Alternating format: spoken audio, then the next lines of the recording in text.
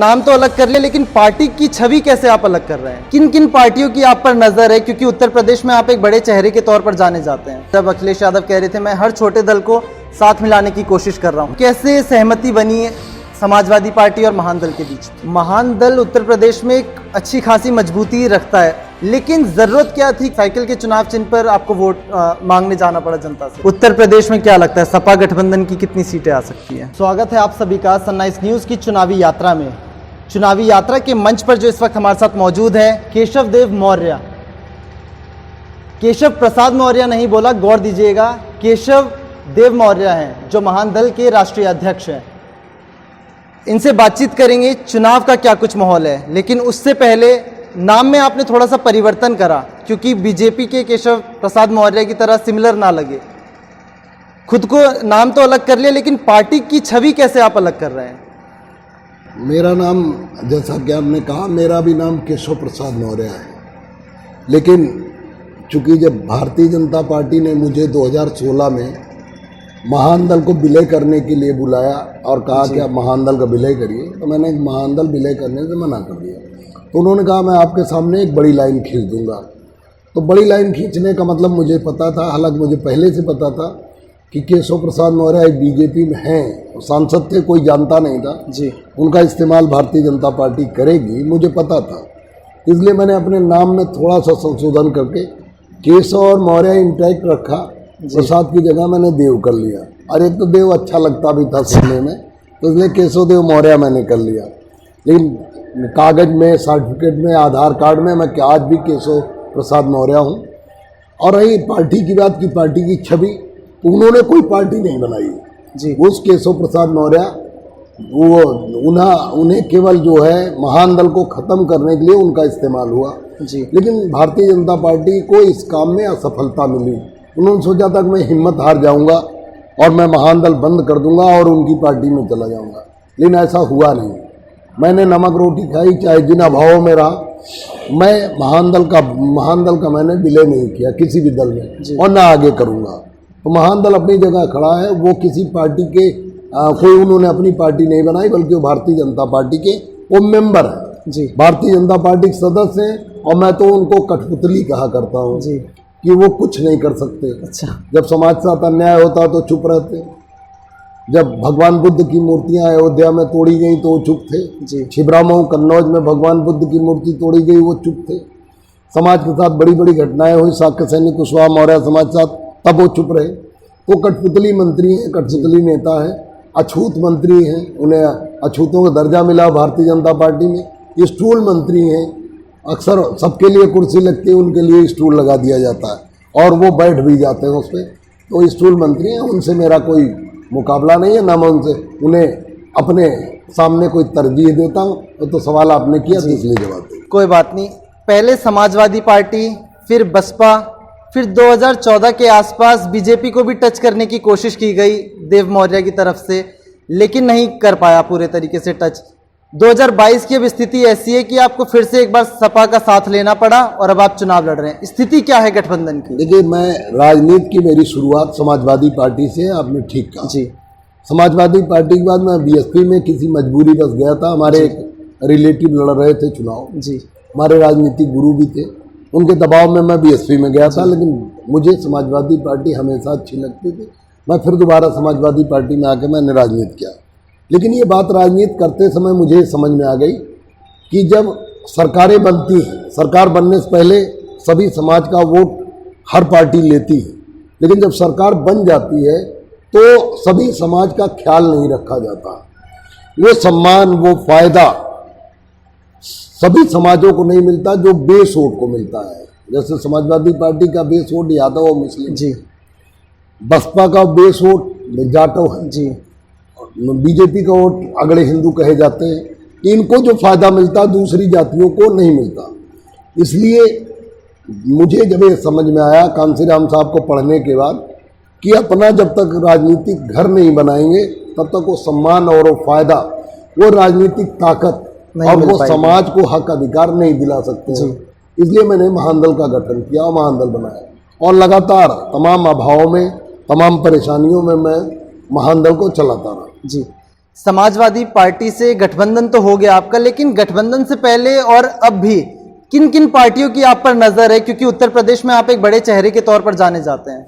देखिए, गठबंधन जब हुआ उसके पहले मुझे कोई नहीं पूछ रहा था जी। यहाँ तक कि मुझे कांग्रेस भी नहीं पूछ रही जी। मैंने कांग्रेस भी गठबंधन करने का प्रयास किया, लेकिन कांग्रेस ने भी मुझे सम्मान नहीं दिया। लेकिन जब 2019 के लोकसभा चुनाव के बाद जी समाजवादी पार्टी के राष्ट्रीय अध्यक्ष पूर्व मुख्यमंत्री आदरणीय अखिलेश यादव जी ने मुझे बुलाया और कहा कि आप मेरे साथ गठबंधन में रहेंगे, और वो गठबंधन घोषणा किया और कासगंज में एक बड़ी जनसभा जी उन्होंने मेरे साथ किया।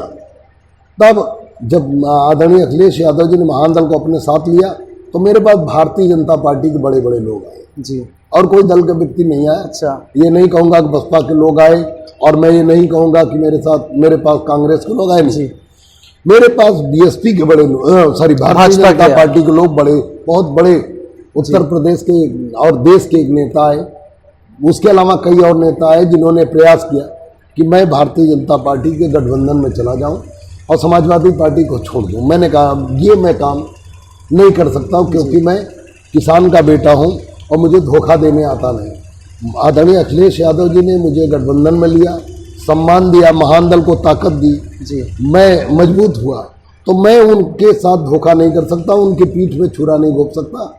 वो 2022 तक जी, चुनाव के बाद सरकार बनाने तक वो चाहे मुझे सम्मान दें, अपमान दें, उन्होंने जब मुझे ताकत दी तो मैं उनके पीठ में छुरा नहीं घोंप सकता।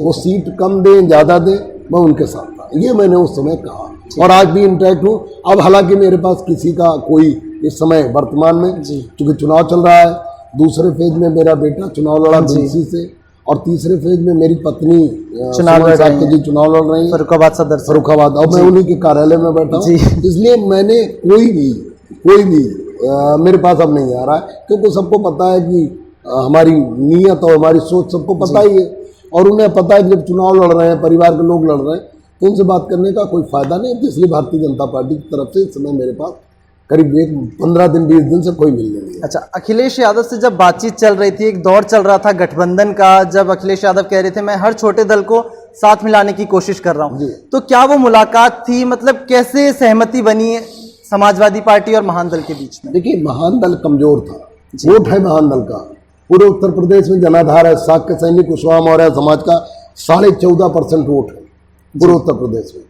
आप अगर आपको इस समय टीवी वाले 3-4% कह रहे हैं, साक्य सैनी कुशवाहा मौर्य 3-4%, लेकिन जब केशव प्रसाद मौर्य मुख्यमंत्री बन रहे थे उस समय आप किसी टीवी चैनल, किसी भी बड़े चैनल का आप निकाल लीजिए, आपको मिल जाएगा। मेरे पास कई प्रूफ है, कई प्रमाण है, वीडियो है, आप देख लीजिए। 14.5% वोट कहा गया, और हालांकि वोट है भी जी। पूरा पश्चिमी उत्तर प्रदेश सैनी समाज से भरा पड़ा है। रामपुर के बाद मुरादाबाद से लेकर सहारनपुर तक, मुजफ्फरनगर, शामली, बिजनौर, गाजियाबाद और आगे मथुरा, आगरा, कुशवाहा भरा पड़ा है। पूरा बुंदेलखंड में कुशवाहा भरे पड़े हैं, उनसे ज़्यादा वोट किसी का नहीं। तो ये वोट बैंक हमारे पास बहुत बड़ा, वोट बैंक की कमी नहीं, लेकिन हम कमजोर इसलिए थे कि कार्यकर्ता हमारे पास कम थे, आर्थिक कई तरीके से नहीं थे इतने मजबूत, हमारे पास स्थिति मजबूत नहीं थी जी। हमें उस तरह का सहयोग नहीं मिला, कभी सरकार में नहीं रहे। और जो साक्य कुशवाहा सैनी मौर्य समाज के कमजोर लोग वो तो हमें सपोर्ट करते हैं, हमारे कार्यकर्ताओं को खाना भी खिलाते हैं, अपने घर में सुलाते भी हैं, सम्मान भी देते हैं, चंदा भी देते हैं। लेकिन समाज का जो बड़ा वर्ग है, एलीट ग्रुप है साक्य सैनी कुशवाहा मौर्य समाज का, उसने कभी महान-दल को रिकग्नाइज नहीं किया, कभी अपना नहीं माना, और कभी सम्मान नहीं दिया, ना सहयोग किया।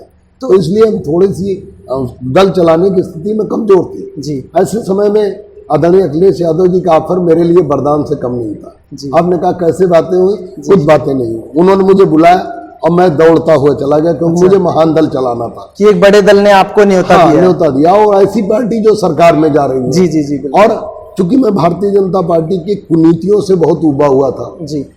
सबसे ज्यादा मैं दुखी तब हुआ जब 26 मार्च को लॉकडाउन हुआ। सरकारें बेईमानी करती हैं, थाने पुलिस में भ्रष्टाचार चलता, तहसीलों में भ्रष्टाचार चलता, हर सरकार में कमोबेश चलता जी। लेकिन मैं सबसे ज़्यादा दुखी हुआ भारतीय जनता पार्टी से तब जब कोरोना के नाम पर 26 मार्च को लॉकडाउन किया गया।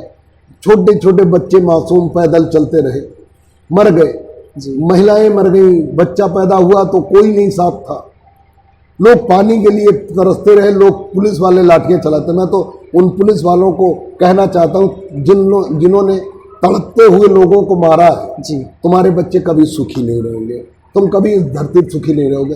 वो तो वैसे ही दुखी थे कि लॉकडाउन है, कहीं कोई सोने गाड़ी नहीं, ट्रेन नहीं, बस नहीं, कुछ नहीं मिल रही। ट्रेन बंद कर दिया मोदी जी, योगी जी ने, और कहा इससे कोरोना फैलेगा। बस बंद कर दिया, कहा कोरोना फैलेगा। लोग दूर दूर सो कराते तो कोरोना फैलता, और ट्रक में 100 की जगह 500 लोग ठूस कराए। बिल्कुल, जो मजबूरी में, जो गुजरात से यात्रा गुजरात से गोरखपुर तक 24 घंटे में पूरी की जा सकती थी, गुजरात से फर्रुखाबाद 12-15 घंटे में आया जा सकता था वो, और 1200-1000 में आया जा सकता था रिजर्वेशन करा के। उसी दूरी को गुजरात से और फर्रुखाबाद या गोरखपुर जाने में लोगों को 10-10 दिन, 12-12 दिन ट्रकें जगह जगह बैरियर पर रोकी गई, पुलिस वालों ने वसूली किया। इसके बावजूद मोदी जी कोरोना नहीं फैला। शराब की दुकान खुली रहे तो कोरोना नहीं फैलता। जी, कुंभ मेले का स्नान हुआ, हम हिंदू हैं, कुंभ मेले का विरोध नहीं कर रहे, बिल्कुल, लेकिन कुंभ मेले में स्नान हुआ, लाखों लोग नहाए, वहां पर भी संक्रमण, लाखों लोग थूके। जी, जब आदमी पानी में नहाने उतरता है, चाहे स्विमिंग पूल हो, चाहे नदी हो, चाहे तालाब, उसे थूक जरूर आता है। बिल्कुल, थूके, और आप कहते हो थूक से कोरोना फैलता, तब कोरोना नहीं फैला। और स्कूल खुल जाएगा तो कोरोना फैलेगा, मस्जिद में 10 लोग नमाज पढ़ लेंगे तो कोरोना फैलेगा, शराब की दुकान खुली, कोरोना नहीं फैला चाहे जितनी भीड़। लेकिन सब्जी मंडी, सब्जी की दुकान, कपड़े की दुकान, चाहे 4 लोग भी बैठे हो, कोरोना फैलता, तुम लाठी चलाओगे। तो ये नीति नहीं चलेगी। तुमने कहा महंगाई हटा, बहुत हुई महंगाई की मार, अब की बार मोदी सरकार, तो तुमने बना लिया सरकार, महंगाई के नाम पर मोदी जी की सरकार आ गई। लेकिन जब महंगी वाली सरकार थी तो 400 रुपये में सिलेंडर था, आज 1000 रुपये में सिलेंडर, तब 50, हालांकि तब भी महंगा था, 100 रुपये से 400 किया गया था सिलेंडर। बिल्कुल, उसे घटाने की जगह मोदी जी ने उसका 4 गुना रेट बढ़ा दिया। पेट्रोल डीजल दाम आसमान में, खाने पीने की चीजें आसमान में चली गई। गरीब आदमी कैसे खाएगा, कैसे रहेगा, कैसे सरवाइव करेगा, उसकी चिंता हमारी सरकार को नहीं है। जी, आपने अपनी बातों में कहा कि क्योंकि सपा की सरकार आने वाली है, इसलिए हम भी बहुत खुश हो गए कि इतने बड़े दल ने आपको न्योता दिया है। हवा महसूस हो रही है समाजवादी पार्टी की लहर की? खुशबू आ रही है, खुशबू आ रही है, बहुत तेजी से खुशबू आ रही है, और सबको आ रही है, अधिकारियों को आ रही है। मैं आपको बताऊं, बिलसी में मेरा बेटा चुनाव लड़ने गया, प्रकाश भैया, पहले ही दिन उसके ऊपर ज्यादा लोग नहीं, 100-200 लोग जुटे होंगे, माला पहनाए होंगे। अब भाई गांव में जाएंगे आप, 100-200 लोग जुटेंगे, 2 मुकदमे दर्ज कर दिए गए। नोटिस देनी चाहिए थे मुकदमे दर्ज करने से पहले कि आपके ये भीड़ है, आप इसका एक्सप्लेनेशन दीजिए, क्यों इतनी भीड़ जुटी, जब कोविड था और जब आचार संहिता थी। लेकिन बिना किसी नोटिस के बदायूं प्रशासन ने मुकदमा दर्ज कर दिया। लेकिन बाद में वही प्रशासन इतना ढीला हो गया कि हजारों, 2-4 हजार लोगों को लेके भीड़, पूरा मोहल्ला उमड़ पड़ा बिलसी में, और उजानी 2 मोहल्ले, 2 का वहाँ वो है मार्केट, दोनों में जब प्रत्याशी गए और हवा चलने लगी कि सपा प्रत्याशी, महानदल गठबंधन प्रत्याशी चंद्र प्रकाश मौर्य, प्रकाश भैया जीत रहे, तो लोग अपने आप उमड़ पड़े, 2-4 हजार लोग उनके साथ चले। अब कोई मुकदमा दर्ज नहीं हो। इसका सीधा मतलब है कि खुशबू आ रही है, अधिकारियों को आ रही है। कल मेरे बेटे का चुनाव खत्म हुआ 14 तारीख को, 14 फरवरी को शाम को सारे बड़े अधिकारियों ने उन्हें बधाई दिया कि बधाई हो, आप विधायक बन गए। तो पूरे, और 6 के 6 सीटें बदायूं जिले की जीत रहे, और तमाम पूरे उत्तर प्रदेश के पहला फेज, दूसरा फेज दोनों समाजवादी पार्टी को 3/4 से ज्यादा सीट मिले, और वो दूर से खुशबू आ रही है। अधिकारी को आप देख लीजिए, अधिकारी आपको बता देंगे कि किधर जा रही है। महान दल उत्तर प्रदेश में एक अच्छी खासी मजबूती रखता है, भले ही छोटा दल है लेकिन एक अच्छी खासी मजबूती है, एक अपना वोट बैंक है। लेकिन जरूरत क्या थी कि साइकिल के चुनाव चिन्ह पर आपको वोट मांगने जाना पड़ा जनता से? ऐसा, मेरा चुनाव चिन्ह ऑटो रिक्शा था जी। 2012 में ऑटो रिक्शा पर लड़ा, 2014 में ऑटो रिक्शा पर लड़ा जी। लेकिन वो ऑटो रिक्शा चुनाव चिन्ह न जाने किसके दबाव में हमारा छीन लिया गया चुनाव आयोग के द्वारा, और मुझे तमाम छोटी पार्टियों को चुनाव चिन्ह दिया गया। शक किस पर है जिनके द्वारा छीना गया? मैं किसी शक, मैं चुनाव आयोग को स्वतंत्र संस्था मानता हूँ, लेकिन अब कितना वो स्वतंत्र है वो अपने अंदर झाके। लेकिन यह है कि मेरा चुनाव चिन्ह नहीं है। मेरे चुनाव चिन्ह के अभाव में और चूंकि मुझे चुनाव जीतना है, जी मैं सीट लेकर चुनाव न जीतूं तो दो नुकसान, एक तो मेरा अपना पर्सनल नुकसान हो गया कि हम हार के घर बैठ जाएंगे, और दूसरा समाजवादी पार्टी की 2 सीट खराब हो गई। इसलिए मैंने चुनाव जीतने के लिए साइकिल चुनाव चिन्ह, और साइकिल तो हम सबकी है, साइकिल तो घर घर में है। साइकिल मैंने से बढ़िया देखा अभी चुनाव चिन्ह आपके क्या हो एक सकता है? बेटे साइकिल यात्रा भी निकाल रहे थे, लोगों के साथ काफी भीड़ मौजूद थी उनके साथ। लेकिन अगर मैं आज की मौजूदा हाल की बात करूं, अब तो गठबंधन भी हो गया आपका सपा से, उम्मीद क्या है कि हाँ सपा की सरकार आएगी तो हमारी ये उम्मीदें भी पूरी हो जाएंगी? देखिए, उम्मीदें तो वैसे भी अखिलेश यादव जी से सबकी है। जी अखिलेश यादव जी ने जो पुरानी सरकार थी, जब उनकी बनी थी 2012-17 के बीच में, उस समय जो उन्होंने घोषणा पत्र में कहा था वो सब पूरा किया।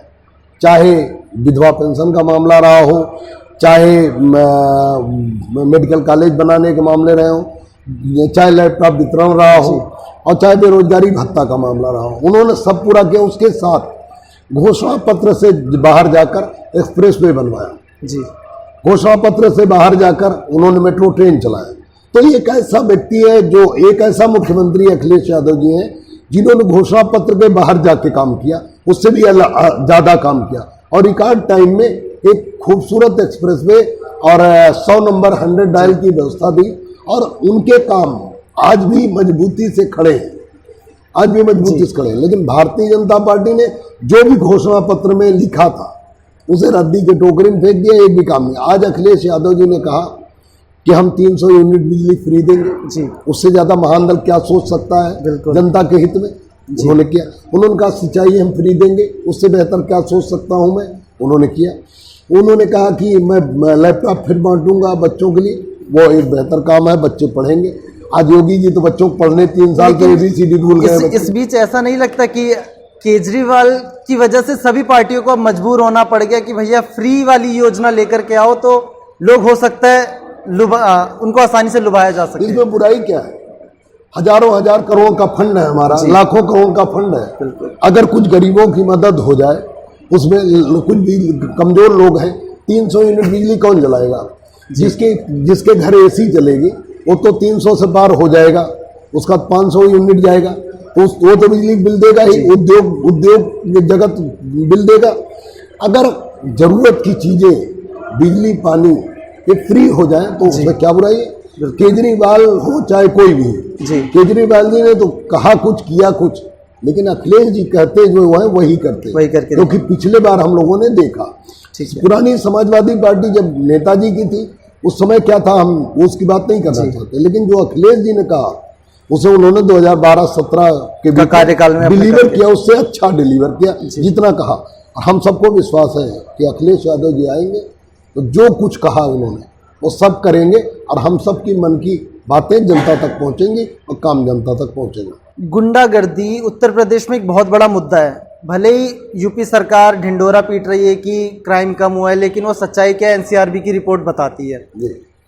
वो लोग कहते हैं भाजपा वाले कि जब सपा की सरकार थी तो बहुत गुंडा राज होता था, और फिर से एक बार अगर अखिलेश यादव को मौका मिला तो फिर से गुंडाई बढ़ेगी। प्लान क्या है गठबंधन के पास, सपा के पास, आपके पास, कि क्राइम का जो रेट है वो कैसे कम होगा? देखिए, क्राइम होते हैं, क्राइम को रोका नहीं जा सकता। सच्ची बात ये है, ना भाजपा रोक सकती है ना कोई। जी, क्राइम होते हैं, क्राइम हमारे दिमाग में होता है, क्राइम हो जाता है।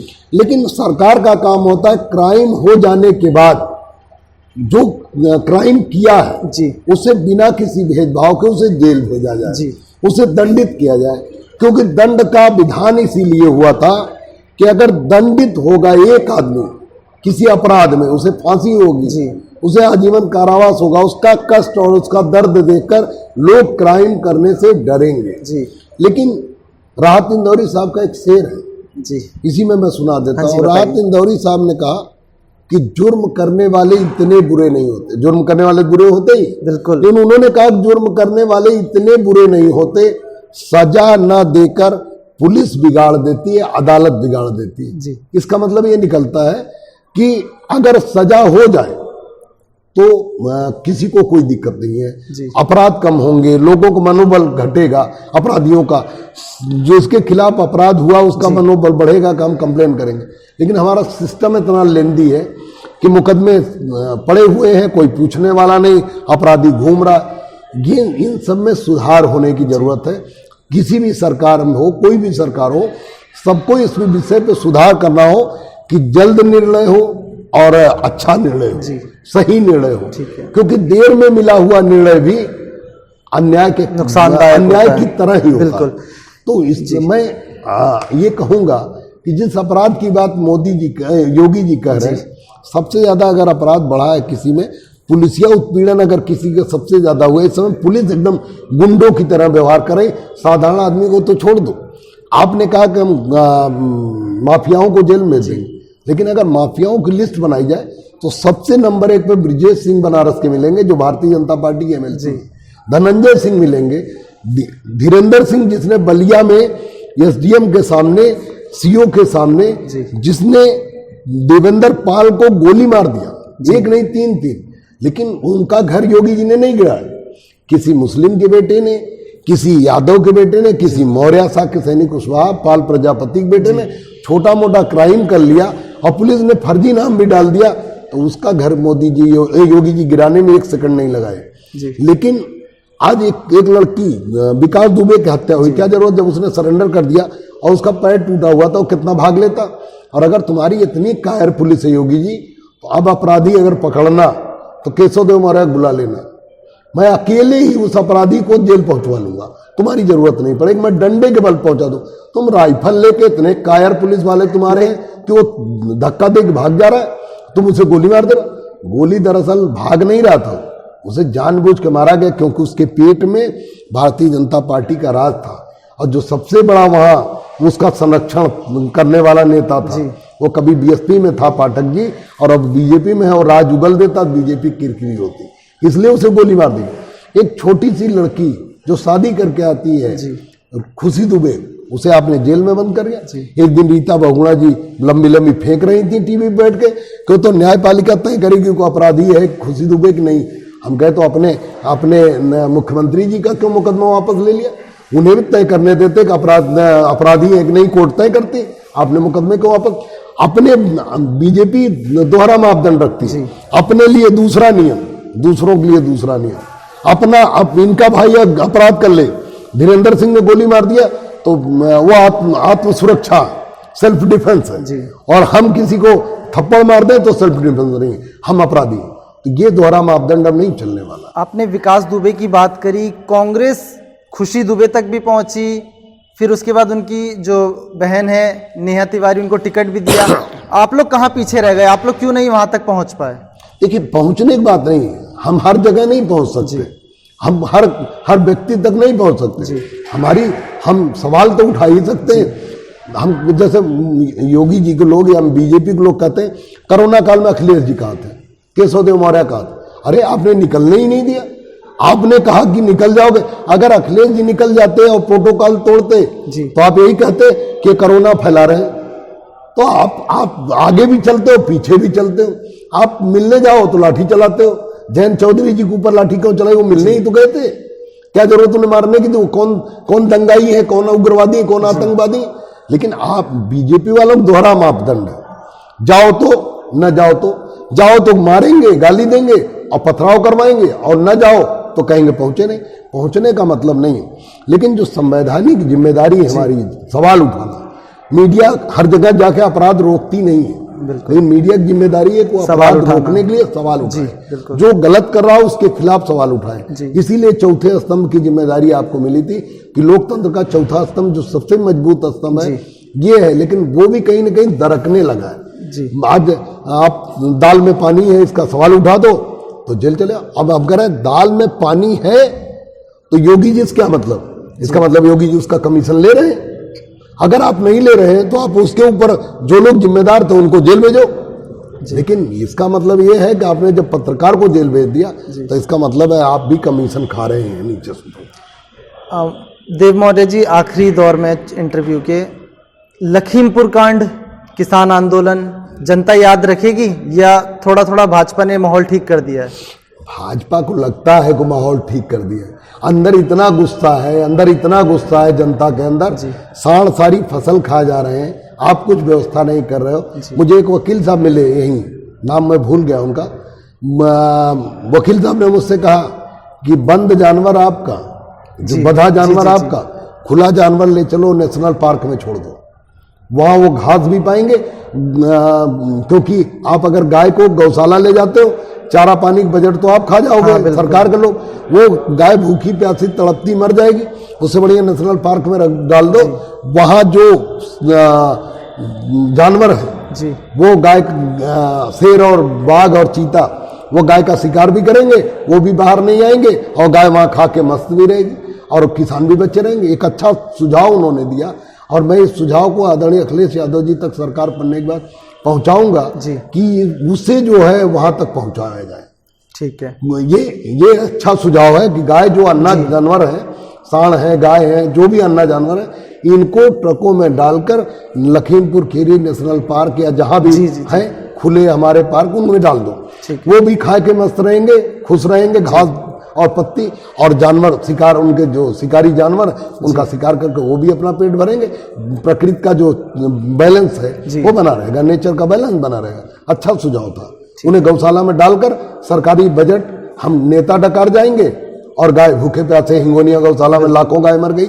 बरेली में अभी 6 महीना पहले रिपोर्ट आई, गाय लाखों, गौशाला खाली पड़ी है, उनको इस्तेमाल नहीं। बनारस की गौशाला में कुत्ते नोच नोच के खाए गायों को जिंदा, तो गायों को दुर्दशा बच जाएगी, और हमारे शेर और बाघ भी बाहर नहीं आएंगे जब उन्हें शिकार मिलेगा। जी, केशव देव मौर्य जी, आखिरी सवाल आपसे, उत्तर प्रदेश में क्या लगता है सपा गठबंधन की कितनी सीटें आ सकती हैं? समाजवादी पार्टी गठबंधन की मेरे हिसाब से 350 के ऊपर सीट आने वाली है। भारतीय जनता पार्टी जमानत नहीं बचा पाएगी कहीं भी पूरे उत्तर प्रदेश में। भारतीय जनता पार्टी को अगर अपने अंदर अभी विश्वास हो कि वो कुछ कर लेंगे, तो फिर से पुनर्विचार कर लें और कुछ अच्छा कर लें जिससे जमानत बच जाए। सरकार तो उनकी नहीं बचने वाली। चलिए 10 मार्च के बाद बीजेपी वालों से भी पूछताछ करेंगे। तो केशव देव मौर्य जो महान दल के राष्ट्रीय अध्यक्ष है, समाजवादी पार्टी के साथ इस बार 22 के चुनावों में गठबंधन के साथ चुनाव लड़ रहे हैं। इनका साफ तौर पे कहना है कि आने वाले दिनों में समाजवादी पार्टी की सरकार आएगी और भाजपा को प्रदेश से बाहर किया जाएगा। फिलहाल के लिए इतना ही।